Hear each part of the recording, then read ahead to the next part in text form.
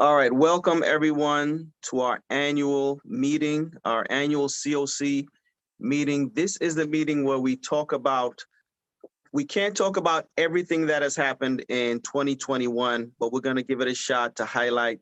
All right, welcome everyone to some of the important things. And then we will also talk about where we're going in 2022. And give an opportunity for folks to ask any questions, give any thoughts, any reflections. And so welcome everybody. My name is Craig Wong. I am a program administrator with the Westchester County Department of Social Services. And I am also one of your co-chairs. Carl Bertrand is on the line. On behalf of him, welcome. Allison McSpadden, our CoC Everything, is also here to help facilitate this meeting.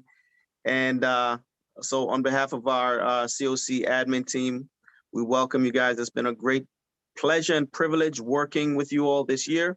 So let us just jump in. It has not been an easy year, personally or professionally for many of us. But thankfully, we are at the end of this year, and we're looking for great things in 2022. So one of the things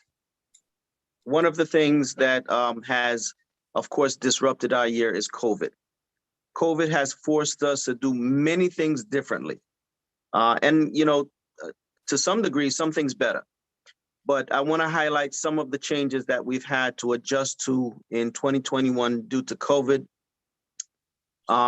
We've worked closely with the Center for Disease Control, the CDC, Westchester Department of Health, the DOH, New York State Office of Temporary and Disability Assistance to develop safety protocols to reduce and to prevent. Oh, Allison, I forgot.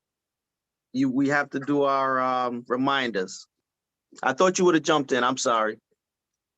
Well, didn't want to interrupt you. You seem like you were in a good flow. I was, but go ahead. I'm sorry.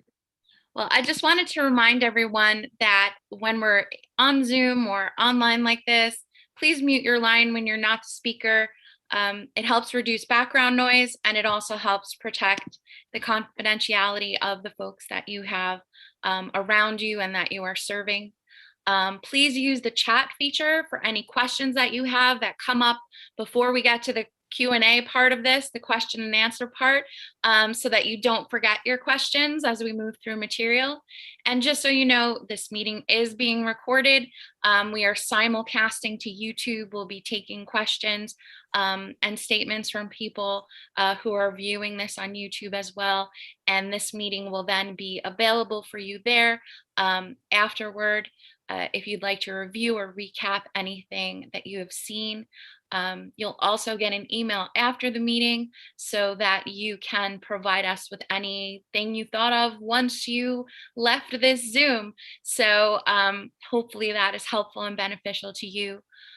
We also wanted to remind you that, our organization's ability to vote and our ability to get information out to you really depends a lot on knowing who was in the room and how to get in touch with you. So if you would please either private chat or email Latanya Rosado with your name and organization, if you're representing an organization today, that would be very helpful. We would like to keep in touch and keep track. That is all I have from my reminders today. The last one I will add is if you're calling in, please only use the audio on one device if you're using phone for audio and computer for visual, and don't put us on hold. So have a great meeting. I'll talk to you later. Thank you, Allison. I'll try not to mess up any further. So again, we've had great collaboration with our state and federal organizations to, implement safety around COVID. That's been a big concern in our offices, in our homes, in our schools. Staff working with the homeless population has been trained in appropriate hygiene, cleaning practices for their facilities, social distancing, general safety information, and personal protective equipment, PPEs, were distributed to various organizations and shelters. And many of you all have had to purchase those equipment as well for the safety of your staff and the customers that we serve. Safety protocols were implemented, which included social distancing, wearing of masks, temperature checks, and all those things that we have become too familiar with over the last year. There was a temporary quarantine shelter that was instituted by Westchester County Department of Social Services. One of the main concerns we had was, of course, our homeless population and how could we keep them safe. We could not have them in a general population because of the contagious fact of COVID. So we developed a quarantine facility where folks who were tested positive could go and recover in a safe and isolated environment. Referrals would come from many different places, our shelters, our hospitals, but we had that in place. All meetings, as many of you know, went remote. Some of you guys, I haven't seen your faces in over a year, other than on the camera. And so we've had to remove our meetings remotely and our trainings remotely, which has increased our attendance, but we don't have that personal interaction that we all miss. Lived experience. You know, one of the things that has been very important to us is to have individuals who are actually in the system, who've gone through the system, who are experiencing those things that we are trying to serve, we're trying to develop services for, be at the table, at our planning, you know, giving us feedback from their experience. So we were able to draft in someone with lived experience who has gone through the system to help us plan. In 2022, we hope to expand that aspect of our COC. We will have a subcommittee with more than one person with lived experience giving us feedback and helping us to develop our policy. One of the great things about 2021 is we have had some wonderful opportunities to move folks into permanent housing. One of them, which some of you guys are probably very familiar with, is our EHV, our Emergency Housing Voucher Program. Included in the American Rescues Act was funding for emergency housing voucher, Section 8 vouchers. We started planning somewhere about June 2021, and we selected an agency. Thank you so much. Please mute your line. Just remember to mute your line if you're not speaking.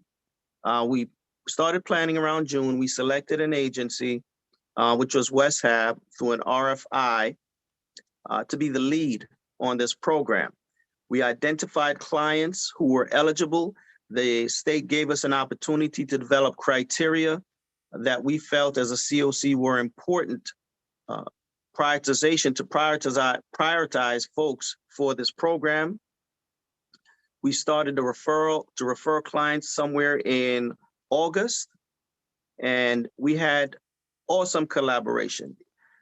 This was certainly a program that required all hands on deck. You know, we had the Department of Social Services who was involved, providing documentation. We had all our shelters and our housing providers reaching out to clients to get documentation signed. We had West Hab, who was our mediator between the state, uploading documentation, getting the processes and protocols in place. It was one of those things that we have learned so much from, and that we'll take into, you know, the future as we, you know, develop other programs.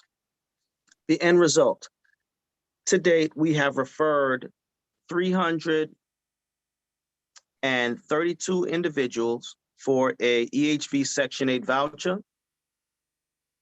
282 of those folks are being considered right now for the voucher. 90 have been approved and 10 have moved in. So as you can imagine, that is a huge dent into our homeless population. It was great effort, something that we are all very proud of, and you all should be very proud of, because you all played a tremendous role in this effort. So thank you. Another great opportunity that we have in 2021 is our Emergency Solutions Grant. Through the federal government, the Office of Special Needs Assistance Program, Westchester County, received roughly $10 million for homeless prevention to cover rental arrears, rental assistance going forward, security deposits, utility payments, utility arrears, moving costs, etc. COC work with the recipients of these funds, the City of Mount Vernon, the City of Yonkers, White Plains Planning Department, and the State of New York to develop a process for utilizing these funds. This process included training the various agencies who are contracted to administer the service. This process included working with the Department of Social Services and training them. The Department of Social Services is actually, as you all know, one of the first places that folks go to when they need assistance. And we wanted to certainly plug them in as a means to be able to refer those clients for ESG funding. Again, another example of awesome collaboration. Never in my 20 years of working in social services have I seen the degree of collaboration that I've seen in 2021. It's one of those things that I can say a good thing came out of COVID, I believe. So, thank you again all to your collaboration. We're still working. We are planning for what comes next, which might be an influx of folks coming into our office after the eviction moratorium lifts for services. But the good thing is, I think we're in a great place to be able to help as many as possible. Another great highlight of 2021 was our Foster and Youth Initiative. HUD funded a program designed to assist youth aging out of foster care with a time-limited Section 8 housing subsidy. Under this program, young people have to be at least 18 years of age. Youth had to have left foster care or leaving foster care within 90 days, is homeless or at risk of homelessness. This program is administered by our Children's Residential Program with DSS. And, folks, we identify folks, those young people, and then take them through the process. Again, great collaboration, great opportunity to help those young folks who are just starting out. Another great opportunity that we have in 2021 is our Day Springs program. This is a program that West Hab has. It's a ESHI OMH program that was awarded to West Hab. Again, the program has 63 units of permanent and supportive housing, 37 for supportive housing for young families, low income. The program provides case management, life skills workers, employment, after school program, youth development. One thing that we know is that supportive services component of any housing program really just sets folks up for success. And that's one of the great highlights of the Day Springs program that West Hab has. It serves homeless and transitional population through our coordinated entry process, a low-income population through an application process. My understanding is that this program is greatly being utilized now. I think it's full, and there's probably a waiting list. Training. We have had to evolve and modify the way that we have done trainings in the past, which actually, I think, in my opinion, works out for the better. With regards to our HMIS training, many of you know that in order to anyone or any agency to use HMIS, you require training, you require access because of the sensitive information, personal information that is kept there for the population that we serve. We have developed a continuum learning center under the leadership of our program administrator, our HMIS administrator, Daniel Gore, which is an online learning platform built into Talent LMS. What does that mean? Better delivery and manage of our HMIS coordinated entry training program. Unlike the past, users can self-register for courses, upload user agreements directly to the HMIS administrator, review and download certifications of completion. These efficiencies mean less time with emails, less time communicating back and forth, and a better platform for us to be trained. In HMIS, things change. It doesn't stay the same. There are new processes, modifications that happen, and there's training that is needed. So it's a more efficient way for us to do training. That's what we've started in 2021. We have also moved to a virtual training model. We are not able to gather in a large room as we have in the past. And so we have been doing our training virtually.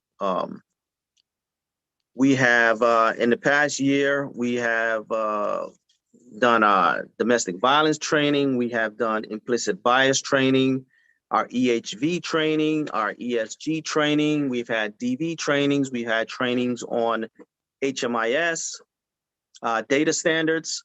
We have had, since our last annual meeting, we've had training on coordinated entry. And one of the great things, again, one of those good things that has come out of the pandemic is that because we're doing our trainings remotely and virtually, we're able to record them and upload them to our website and to the CoC YouTube channel. Well, what's the benefit of that? The benefit is that when you have new staff, they can go automatically to our website, view the trainings. If you have staff who needs a refresher, they can go directly to our website and just choose the trainings that they need that's going to help them to perform their jobs better. In 2022, we're going to continue with that model. One of the trainings that we're going to be working on is our HUD documentation training. And that is a huge deal. Many of you guys have our HUD grant, our HUD subrecipient contracts, and so we're going to record and upload those trainings specific to all the criteria that HUD asks us to do to fulfill our grants. So we're certainly looking forward to that. Pit Count 2021. On January 27th and 28th, a few of us brave souls were out in the middle of the night scouring Westchester County for homeless individuals. It was a cold night, I remember. At least one of them was very cold. But we were out, we were braving the elements, and we were looking for homeless individuals. For those of you who don't know, the importance of our pit count is, for one, it's required by HUD, and it also gives us a snapshot, and HUD, how many folks are really street homeless, how many folks are really living on the street. And in 2021, we had some staggering numbers. Somewhere around 97 folks we located on the street, which was a lot more than we have in the past. We know that it could have been, folks didn't necessarily want to be in the shelters in a pandemic. There was some concerns there, but regardless, it was a concern for us. Folks are out there on the street. And so the pit count is certainly a huge event that we do every year. We're gearing up for our 2022 pit count. And I actually just want Allison to kind of chime in on our 2022 pit count and tell us about what is it that we're planning for 2022. Thank you. Thanks, Greg. So 2022 pit count is going to be more like the 2021 pit count than those previous to it. As Craig discussed, in 2021, we were a smaller but mighty team out in the field. We had about just about a dozen and a half people who are all professional outreach workers by day or do some form of client interaction by day, who are willing to go out at night. And HUD allowed us to do the count for more than one night, as long as the data that we gathered referred to that first night. This year, our count will be on January 26th, will be the night that we are counting, but we will also be out in the field on January 27th in order to speak to those people that we don't see on the 26th, to see were they homeless on the 26th. So the sheltered part of the count for people who work in our shelters is really going to remain largely the same. The unsheltered part of our count, last year, we did not do a survey. We counted people. We provided them with care packages. We provided them with food, and we provided them with offers of shelter. This year, we will do that, and we will conduct our survey with them that we usually do to generate our PID count reports that everyone uses for their need data throughout the rest of the following year. So I am looking, this is the plug part of it. I'm looking for some things. I'm looking for folks who have direct client contact experience with people who are experiencing homelessness, as well as people who are youths, 18 to 24. HUD has asked us to conduct accounts specific to people who are 18 to 24, and our partners at various youth service agencies around the county are coming to the table, and it seems like we're going to have a youth specific person on each team and a homeless specific person on each team when we send our peers out into the field. If you think that one of those people might be you, if you are willing to work for 2 nights in January, it is a compensated position, and you would like more information about it, you can email me. I will put my email in the chat. It's amcfedden@programdesign.com. We're having an info session tonight for people who have not been out in the field before but are interested. And we will be having another information session in early January for those who cannot make it tonight. And we will just walk you through what it looks like, what to expect, and what the expectations are of you as a worker out in the field. It is outside of working hours. You would be working as an independent consultant for the evening. It would be less so about your role in your daytime work. So please do contact me about that. I'm also looking for one of our soup kitchens or food pantries to provide us with meals for the night. Usually we do a bagged meal of some kind, a sandwich, a piece of fruit, and some water. If your organization can provide that to the COC for the night of the count, I would like to talk to you. Same for if you are able to provide labor in order to put together care packages. Any of these, I have a great need, and I would really like to talk to you about it. So last year we found 97 people, which was an unprecedented number. We used sampling, by which HUD allowed us to use sampling. As you know, we have a very large county, a very varied county, from rural to urban type environments. So we really wanted to make sure that we checked where we have found people in the past. And then we checked a sample of places where we haven't found people in the past, so that we can be certain, we are checking. And those people, if they are located in places we've never found someone before, there will be a weighted value to counting that person to account for people that we believe are out there in other sections, other areas where we've never found anyone, but won't be counting that night. That'll be randomized and they will be different than last year.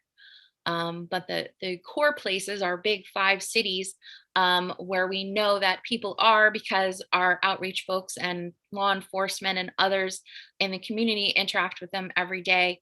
We will have our strongest presence there both nights of the count. So thanks very much for listening to this pitch.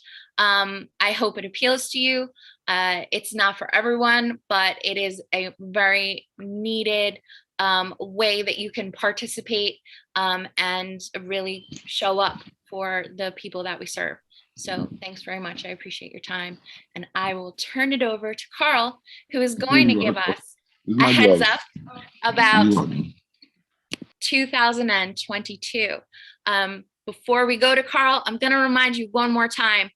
I have this set to mute upon entry. If you are unmuted, it's because you chose that. And I would really like you to choose to mute your line if you're not the speaker, so that we can eliminate any background noise. So Carl, take it away. Thank you. Can you allow me to share my screen? I stumped you.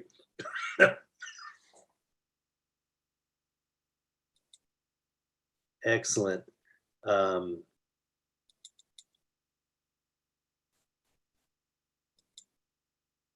you see the agenda for my talk? All right. So if you thought 2021 was exciting, hold on to your seats, because 2022 is going to be rich and full for us. Starting when the New York State eviction moratorium ends on January 15th. And experts have been saying that there was going to be a tsunami of evictions, and no one really knows what's going to happen, because many landlords didn't proceed, courts were closed, tenants sort of ignored the issue. There's money to be given, but it's going slowly. Everything's going to start to change in January. We also, well, in terms of the estimates, the Census Bureau did estimates every 2 weeks. The most recent one ended October 11th, and they found that 23.6% of adults in New York State said they were several months behind, at least, on their rent or mortgage, and that they thought that eviction in the next 2 months was somewhat or very likely. 23.6%. Westchester's got 134,000 renter households. If you applied that percentage, the worst case scenario is Westchester could have 31,600 households facing eviction, and Yonkers 9,400. It won't be that many, but that's the upper limit of what it could be, and nobody really knows what's going to happen. The other thing that's a big unknown is, before the pandemic, housing courts were so crowded that the average eviction case lasted less than 3 minutes. And they would hear, I think it was 200 cases in 2 hours. Less than that, obviously. But it wound up to an average of 3 minutes per case, where you would be called, start to speak, and poof, there's the decision next. Poof, every 3 minutes, another decision on eviction, and 10,000 people a year facing eviction. Now we have no idea how the courts are going to manage this kind of volume. Are they going to make them 60-second cases? Are they going to have mediation? Are they going to try to force settlements? Will there be, before the pandemic, over 90% of the landlords had lawyers and only 8% of tenants did. So are we going to be able to provide attorneys to make sure that people get all the protections that they could have and should have? We don't know, but that ride starts January 15th. There is some good news. The Emergency Rental Assistance Program Yonkers just started its second round. It's got, I think, $9.6 million. They are providing more staff for the partner agencies, more clerical staff to help process. And their goal is to be writing $1 million a month in rent arrears checks in Yonkers alone by January or February. So that's going to be quite a ride for everyone who's involved in homelessness prevention. To make it more interesting, number 2, we're rolling out our comprehensive assessment of the risk of homelessness tool, the CART. We currently have no real data on how many people are on the edge of homelessness. We know that 4,000 or 5,000 a year enter the homeless system. We know that there are like 10,000 eviction cases in just the major cities alone, and that's almost all we know. What the CART will allow us to do is to actually assess and prioritize people's risk factors for becoming homeless. And our hope is to expand it way beyond our normal continuum of care networks and to give those one page, it's just 14 questions on one page, to give those tools not only to all the agencies in the eviction prevention network, but through Maria McGinty to all the homeless school liaisons, and through the food bank to all the food pantries and soup kitchens, and maybe to groups of churches as well. Anyone who might see people on the edge of homelessness, answer these questions, send it to coordinated entry, and we, I think, will be swamped with applications, but we'll begin to actually get a sense of the incoming tide, the size of the incoming tide, and be able to prioritize assistance to those who need it most. So, Allison, when is the CART going to be rolled out, do we think? The board approved it yesterday in our board meeting. I am not sure what day it is going to hit the street. But probably in the next couple of months. Yeah, we're working on it now. Okay, so that's going to be a transformative thing. It's really going to open a window on a whole part of homelessness that we're supposed to address, but we haven't really measured or understood. And with us having so many more resources now for homelessness prevention, it makes sense to try to do it more systematically. The third change is there's going to be lots of new housing money. So you heard about how wonderfully we're doing with the emergency housing vouchers. Westchester has referred more people than any other county in New York State. We hoped that we could get 150 vouchers. We've had 282 that have been accepted. And I think there's 270 something that are still in process about, and 10 of them have been housed. That means in the next few months, hopefully another 250 households will move out of the homeless system into housing that's subsidized for the next 9 years. It's going to be phenomenal. And there's two main parts of that. We have over 50 households who were domestic violence survivors who were in that process. So it could be the biggest influx of domestic violence housing resources in the history of Westchester. Nothing. We have to take that order. Nothing. Can you mute yourself, please? Thank you. The second is we have over about 200 households or more who are families who've been homeless for more than a year. So those are the ones that could be considered as chronically homeless or long-term homeless. And almost every one of those is in the running for a 9-year housing subsidy. So it could bring us closer to ending chronic homelessness for families than we've ever dreamed of being. We could be one grant away from actually ending chronic homelessness for families. So that's one thing. Then Home ARP, there's $12 million coming to Westchester for homeless housing. It can be used to create housing or for housing subsidies or for any services that could be funded through the CoC or emergency shelter grants or HUD housing counseling. And the 4 jurisdictions, the county, Yonkers, New Rochelle, and Mount Vernon, have to decide what they're going to offer, what populations they're going to serve, and what's the process they'll use to decide. They're going to who gets it, and they're going to be deciding that in the next few months and putting together their plan for that. But on January 11th, we're having a public hearing where you can give input into how you think they should spend that money. But that's an enormous resource. It could be stretched out all the way to September 2030, or it could all be spent in year 1. There are a lot of decisions to be made, and you can have a voice in that. And one of the exciting things is permanent supported housing is forever and assumes you'll never be able to afford housing on your own. Rapid rehousing was started, and it says, okay, you only need it for a while, but you only have 24 months to be able to afford to support the rent cost in one of the most expensive housing markets in America. What Home ARP allows the potential for is a program that helps you move towards self-sufficiency and gives you more than 24 months to get there. Particularly like for young adults, that could be crucial, but for other populations as well. So there could be new programs that were never before possible created next year if y'all get those ideas into the pipeline.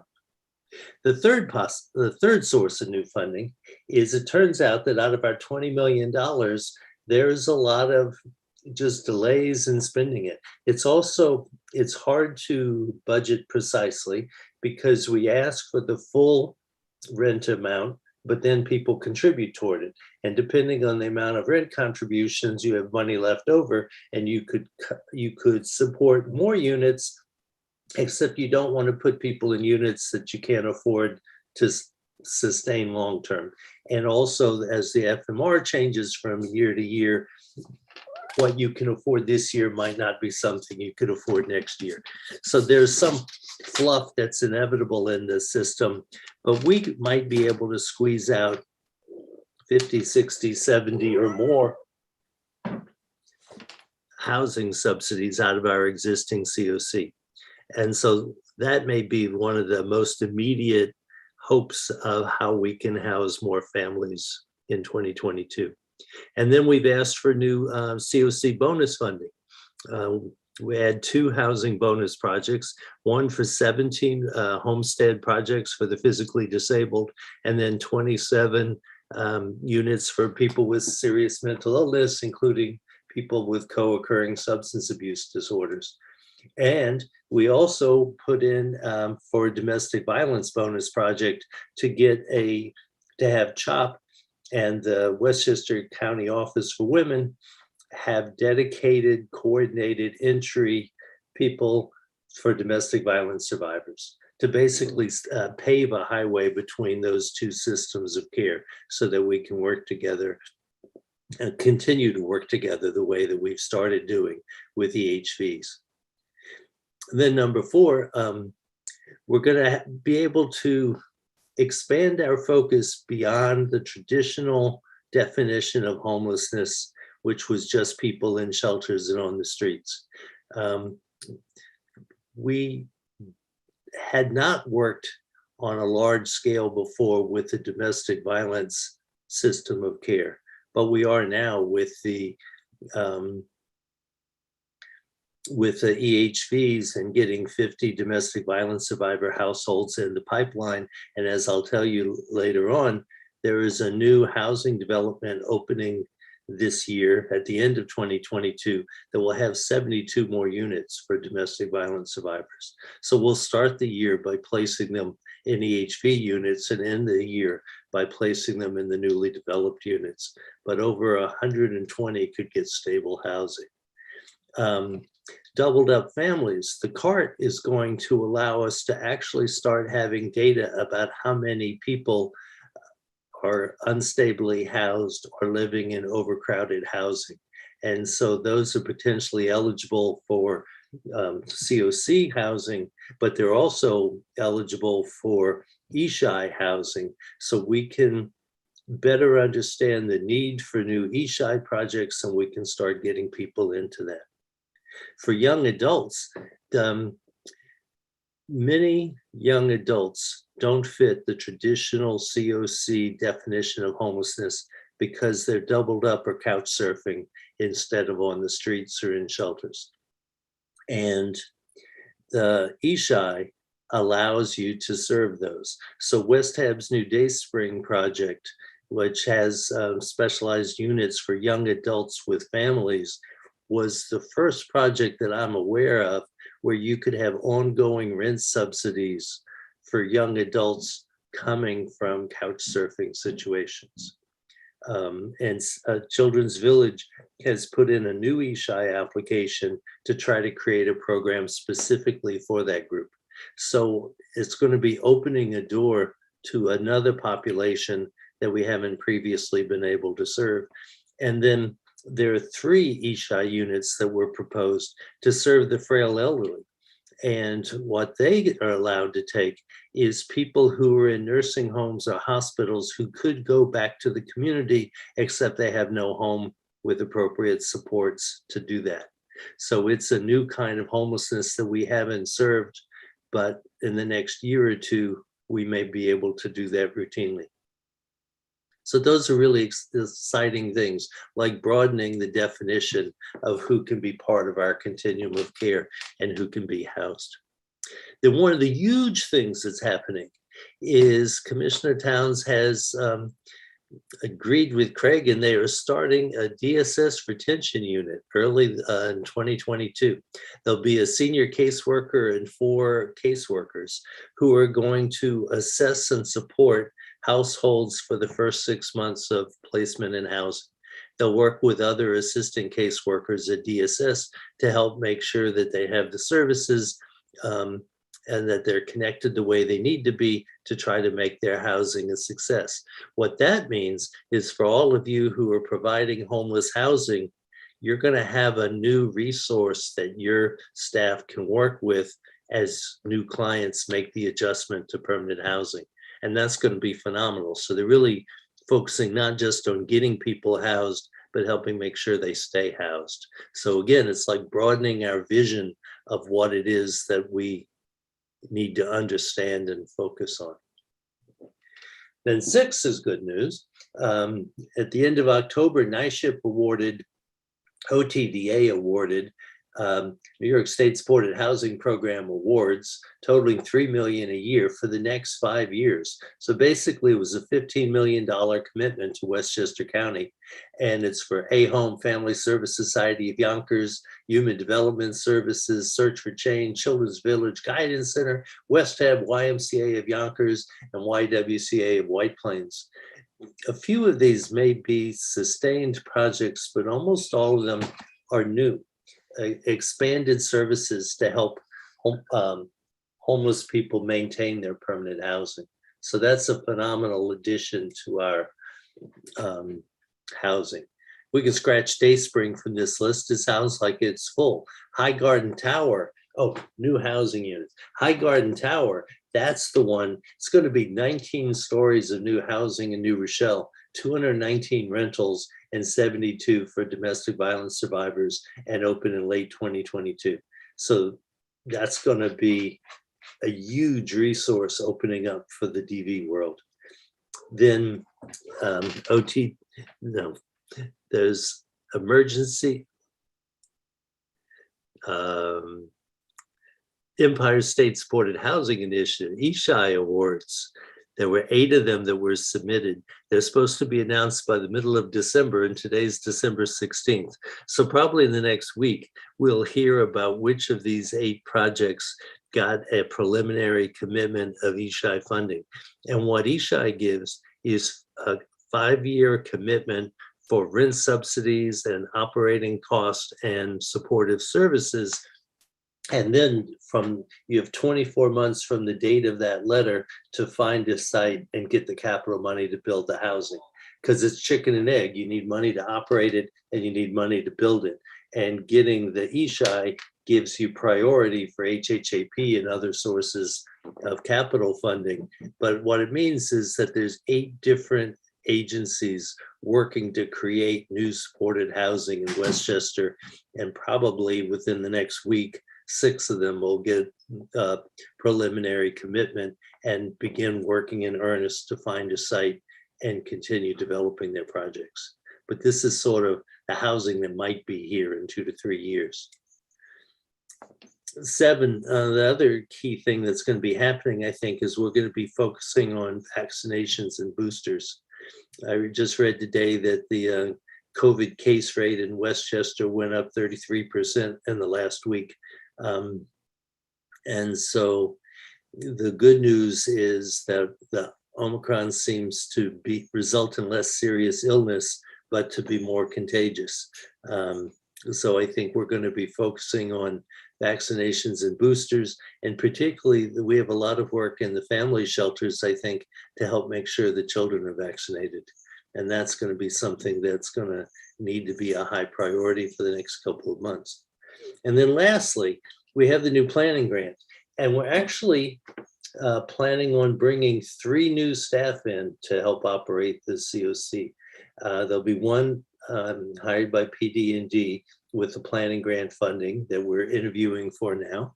And then DSS expects to provide 2 additional full-time people, one that'll help with coordinated entry and one that will help with the CoC planning operations and managing meetings, so that we're going to be able to be in more places at once. I've been really disappointed in Allison's ability to be in 2 or 3 places simultaneously, despite the fact that I wrote that into her job description. But anyway, that will get easier. There'll be more peer involvement. One of the things that we're going to be able to offer is stipends to CoC partners who hire certified peer counselors, and we can help pay the salary for like 100 hours while they're doing their training. So it'll help you make that initial investment in bringing them in. You'll hear more about that in the next couple of months. The new staff will want to focus on recruiting volunteers and contributions to help your programs. So that'll be a new kind of assistance that we haven't been able to offer. We're going to focus on improving our communications and website, communicating to a broader audience, communicating more effectively, more professionally. And then to facilitate meetings, particularly to make sure that self-sufficiency in Area C and that all of our committees meet regularly and effectively.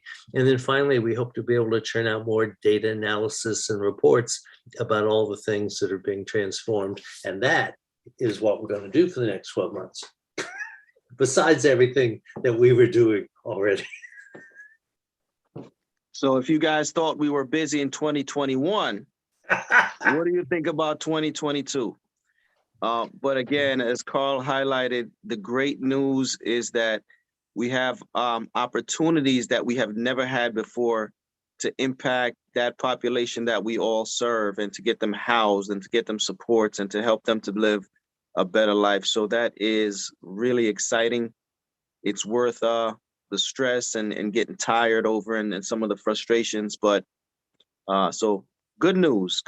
Despite everything going on, lots of good news. Lots of resources, lots of new partners. I think there's a lot of hope for the coming year. Absolutely. Thank you, Carl.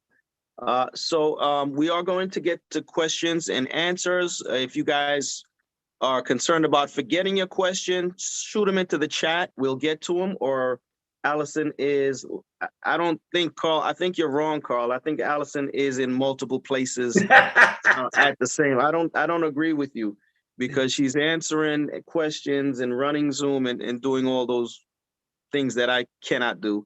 But anyway, shoot your question in the chat and we'll get to it.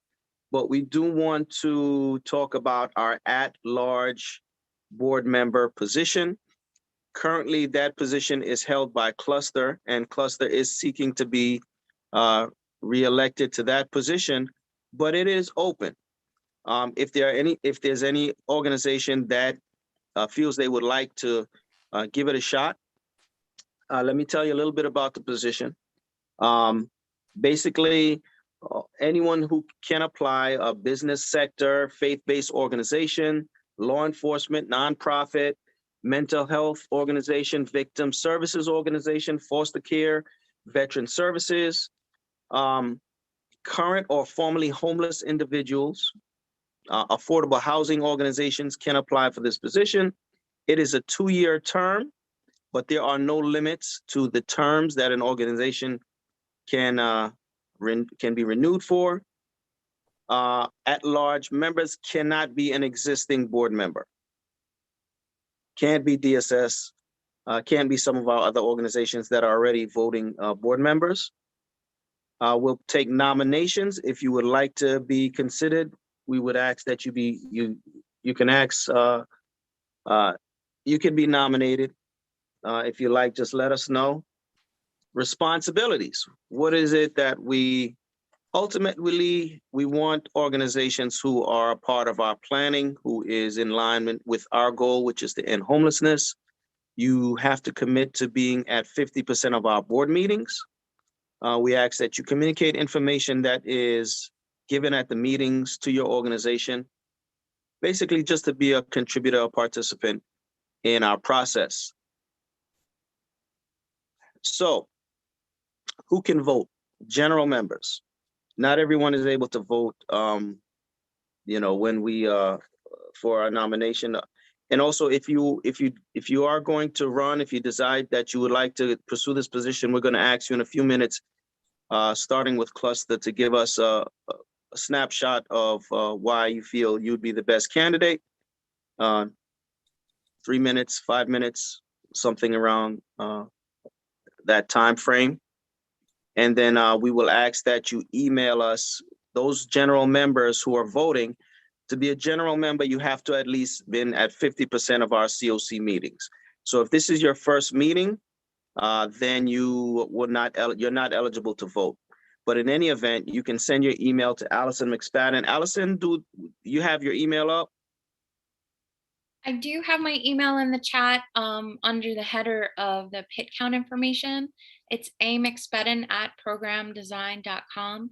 We are going to, once we know who the candidates are, send out a ballot to all of the organizations' representatives that are eligible to vote. Okay, great. All right, so let me ask, are there any organizations that are interested in this position, you'd like to be nominated? Other than Cluster?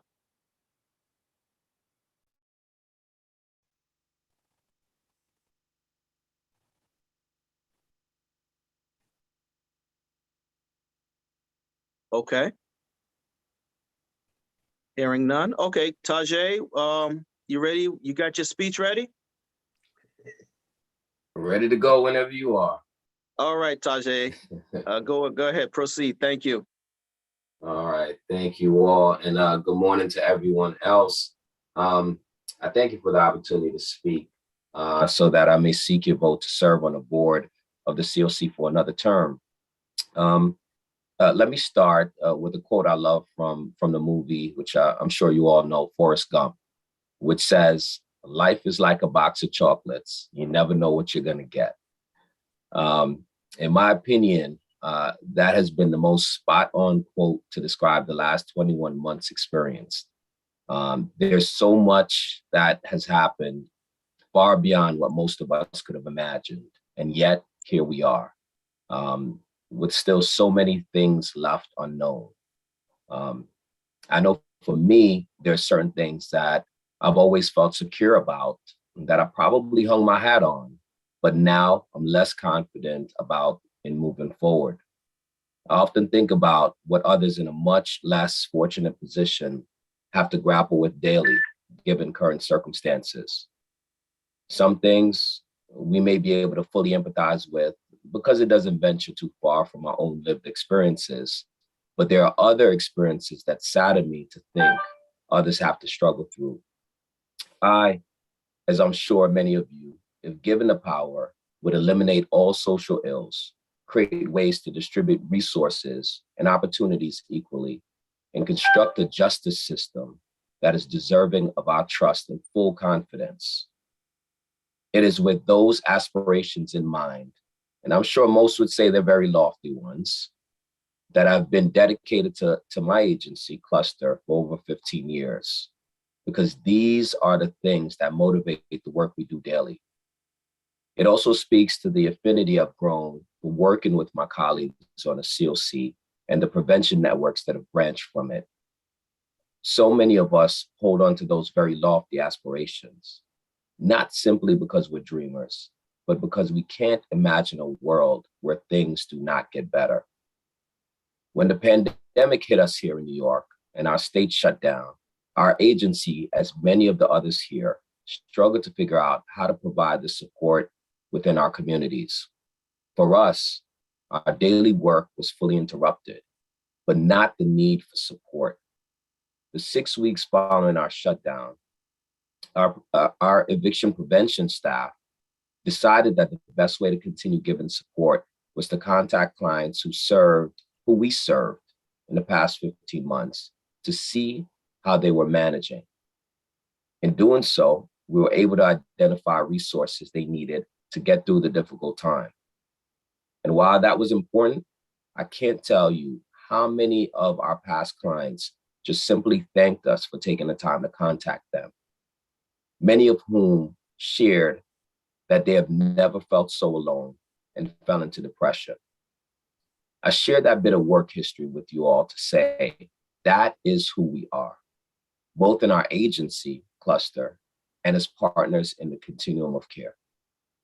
There is no break or holiday in providing support. Big or small, we're committed to making a difference. There's still much work to do. And the truth is, and Craig said it best earlier, we need all hands on deck. While at this point, we can only make educated guesses as to what the potential end of the moratorium will bring, what I think is clear to us all is people within the communities we live and work will be in need. I ask that you all allow me, as the representative of my agency, to serve another term on the CoC board, to share our thoughts, to learn, and most importantly, to add our link to the chain that provides support and balance for those whose world has been turned upside down. Thank you. Thank you, Tajay.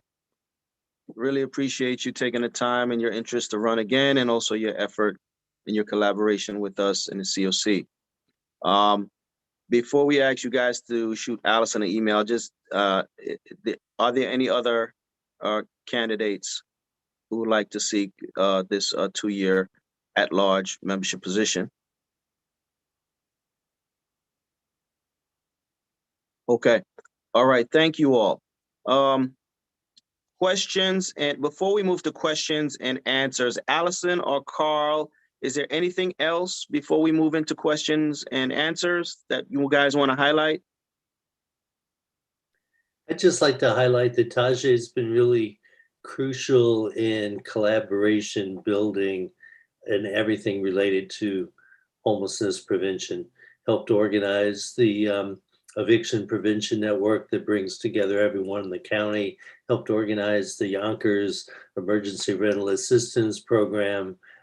He participates in the monthly meetings with Commissioner Towns of the Homeless System Transformation Team that I chair. Whenever there's a chance to work together, Tajay and Cluster always raise their hands. And that's crucial. That is not just about him or their agency. He wants to build a system as much as anybody I've ever met. So. I certainly agree. Allison, did we cover everything up until this point? Yes, I just wanted to point out that I shared some information in the chat while Carl was talking about the Home ARP Open Forum and how to attend that. That link is in the chat to take you to the full details and to RSVP to attend. I also put my email address in there. So now we have a whole list of things you can email me about, right? So if you wish to put yourself forward as a candidate to go out and work on the pit count, if you would like to have your organization donate a bagged meal for the night of the pick count, we need 100 of them. We would like one organization to commit to all 100. And same for care packages. We can provide the contents of the care packages. We're looking for labor in order to be able to fill those packages, as well as donations to flesh them out. And if you are a voting member and you want to get out ahead of us sending out the ballot, you can email me about that. If you would like a copy of anything that you've seen on your screen today, I did get a notification on YouTube that the document that Carl was sharing didn't look completely clear on YouTube. I apologize for that.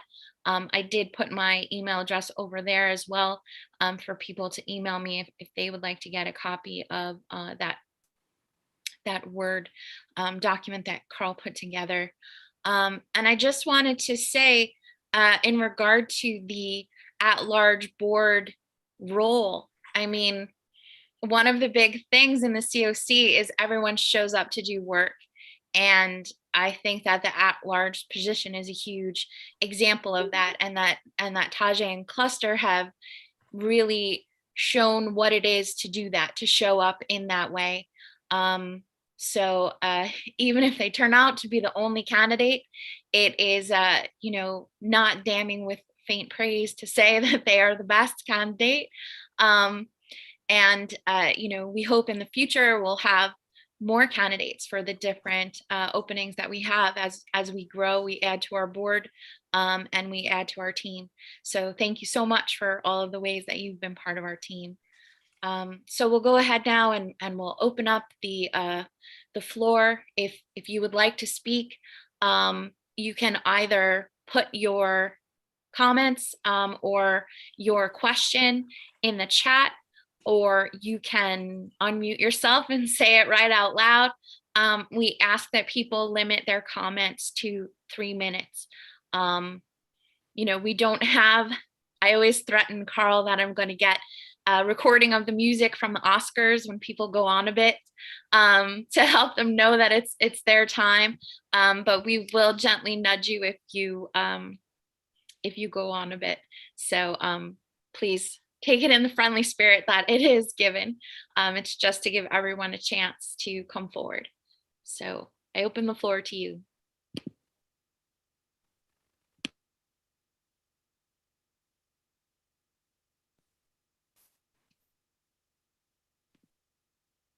In terms of the questions that are already in the chat, we were asked what the age range is for young adults. Youth in general, the definition is 18 to 24, but the night of the pick count will be looking for people ages 16 to 24 who are not accompanied by an adult, that they're out there on their own. We were also asked, where are the new housing opportunities that Carl listed located? The 2 sit-down locations that were mentioned, you know, it's an actual building. Dayspring is in Yonkers, and High Garden Tower will be in New Rochelle. If there are other locations that are fixed physical space, Carl, could you give us insight on that, or are those our only ones? Those are the only ones with fixed sites. Everything else is scattered site. Yeah.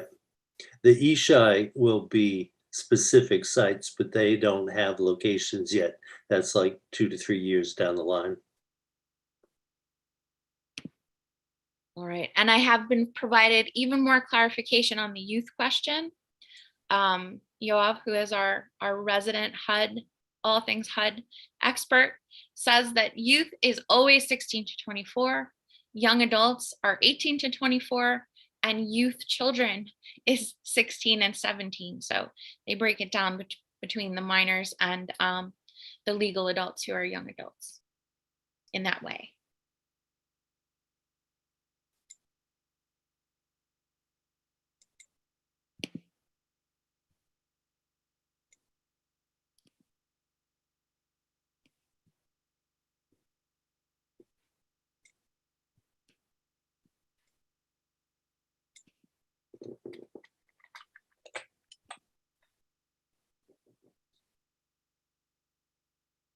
Any other questions?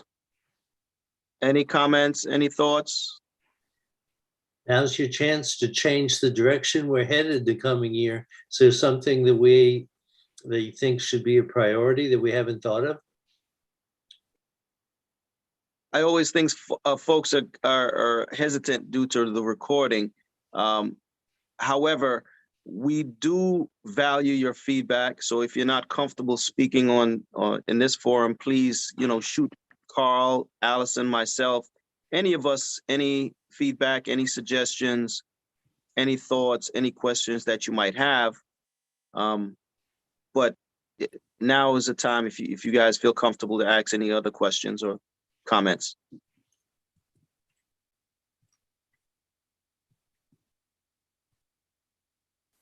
One thing we're good about is whenever we're willing to adopt any good idea that comes our way. Just be aware that if you suggest that people ought to do something, I'll probably ask you to help do it. That's just sort of an instant response.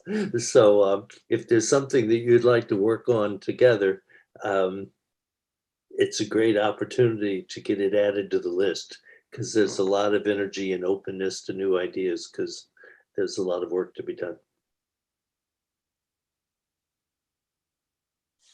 After this meeting, you'll be getting an email. If you registered in advance, you'll be getting an email where you can tell us anything that you thought of after we concluded. So if you're feeling pressure to think of something or think your idea through in the moment, there's no need. We can make that happen for you.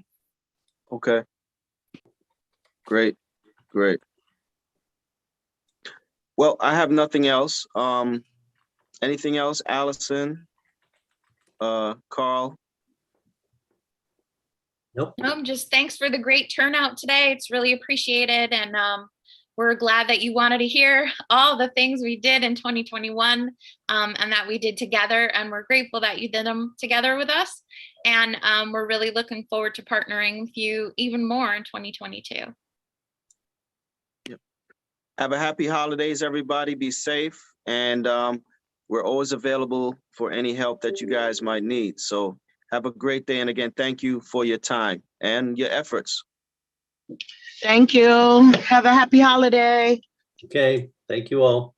Thank you, everyone. Take care, everyone. Thanks.